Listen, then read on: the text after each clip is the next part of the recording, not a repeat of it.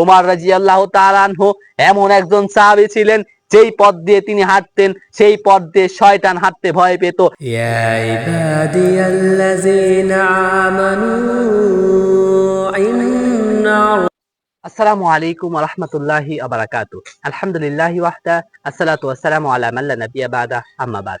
সুপ্রিয় দর্শক মণ্ডলী, আপনাদের সকলকে স্বাগতম জানাচ্ছি ইসলামিক স্পার্ক ইউটিউব চ্যানেলের নতুন একটি ভিডিওতে।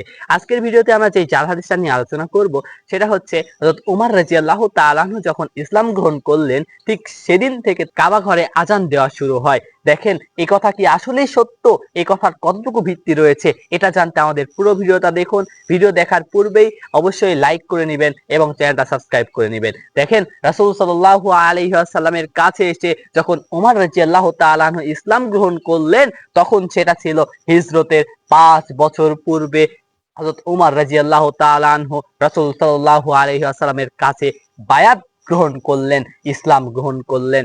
আর আযান ফরজ হলো হচ্ছে যখন মক্কা থেকে মদিনায় হিজরত করলেন, মদিনার জীবনে আযান ফরজ হলো। তাহলে আমরা কিভাবে বলছি যে মদিনার জীবন বাদ দিয়ে মক্কার জীবনে যখন হযরত ওমর রাদিয়াল্লাহু তাআলা আনহু ইসলাম গ্রহণ করলেন ঠিক তখনই তিনি আযান দিয়েছিলেন, তার আগে আযান হয়নি। দেখেন তার আগে তো আযান ফরজ হয়নি, তার 5 বছর পরে ওমর রাদিয়াল্লাহু তাআলা আনহুর ইসলাম গ্রহণের 5 বছর পরে আযান ফরজ হচ্ছে। আর আমরা কি বলে যাচ্ছি, আমরা বলছি যে ওমর রাদিয়াল্লাহু তাআলা আনহু যখন ইসলাম গ্রহণ করলেন তখন থেকেই তিনি আযান দেওয়া শুরু করে দিলেন। আযান তিনি মানুষের সামনে গিয়ে কাবা ঘরে তিনি আযান দিলেন। বেলাল রাদিয়াল্লাহু তাআলা আনহুকে আযান দিতে নির্দেশ করলেন তরবারি হাতে নিয়ে। এসব কথা পুরোটাই ভিত্তিহীন, পুরোটাই ভুয়া, পুরোটাই ভ্রান্ত কথা। দেখেন সাহাবায়ে কেরামকে ওমর রাদিয়াল্লাহু তাআলা আনহুকে সম্মান দিতে গিয়ে তার সম্মানকে বৃদ্ধি করার জন্য আমরা এসব মিথ্যা কিচ্ছা কাহিনী বলছি।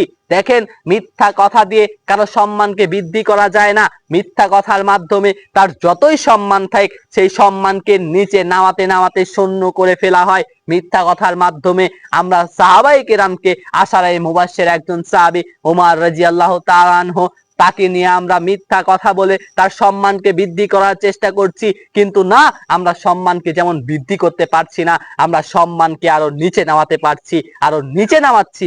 এসব মিথ্যা কথা বলার কারণে আমাদের প্রত্যেককেই সাহাবায়ে কেরামকে সম্মান করতে হবে, মিথ্যা কথার মাধ্যমে নয়, সত্য কথার মাধ্যমে। ওমর রাদিয়াল্লাহু তাআলা আনহু এমন একজন সাহাবী ছিলেন যেই পথ দিয়ে তিনি হাঁটতেন সেই পথ দিয়ে শয়তান হাঁটতে ভয় পেত। এমন একজন সাহাবী, আশারায়ে মুবাশশির একজন সাহাবী, জান্নাতের দুনিয়া থেকে জান্নাতের সুসংবাদ প্রাপ্ত একজন সাহাবী। তার নামে আমরা মিথ্যা কথা বলছি, তার নামে আমরা ভুয়া কথা বলছি যে তিনি কি করলেন, ইসলাম গ্রহণ করার সাথে সাথে তিনি তরবারি নিয়ে গিয়ে বেলাল রাদিয়াল্লাহু তাআলা আনহুকে আযান দেওয়ার নির্দেশ দিলেন। আযান সকলের সামনে প্রচার করা হলো। এইসব কথা পুরোটাই ভিত্তিহীন, পুরোটাই মিথ্যা কথা। দেখেন ওমর রাদিয়াল্লাহু তাআলা আনহু যখন ইসলাম গ্রহণ করলেন, ওমর রাদিয়াল্লাহু তাআলা আনহুর ভয়ে যারা বিধর্মীরা রয়েছিল, যারা খ্রিস্টান বৌদ্ধ যারা বিধর্মীরা রয়েছিল, তারা মুসলমানদেরকে নির্যাতন করতে একটু ভয় পেত। এই উপকার হয়েছিল ওমর রাদিয়াল্লাহু তাআলা আনহু ইসলাম গ্রহণ করার সাথে সাথে। কিন্তু আমরা কি বলছি, আমরা বলছি হচ্ছে ওমর রাদিয়াল্লাহু তাআলা আনহু যখন ইসলাম গ্রহণ করলেন তখন থেকেই আযান দেওয়া শুরু হলো।